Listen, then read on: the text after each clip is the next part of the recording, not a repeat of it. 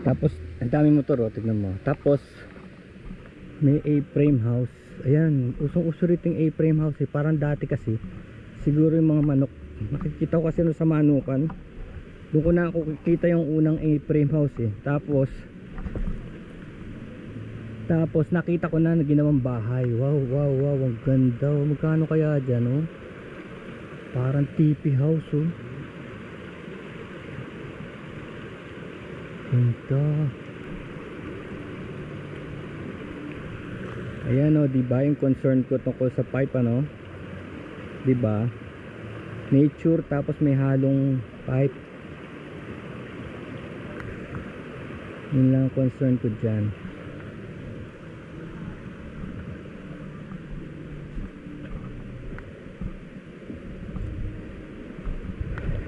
Eto,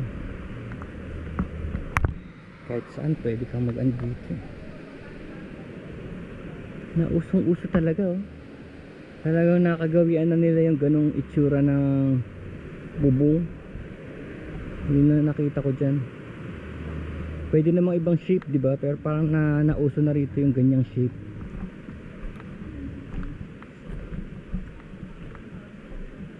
Ito, alam ko to peanut plant to, eh. Pero wala namang peanut na bunga.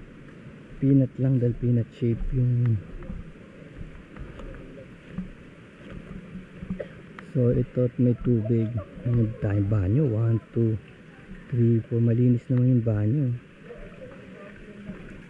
Ito na mismo yung Sangab Cave Resort, ha. Pinapatakbo to ng LGU.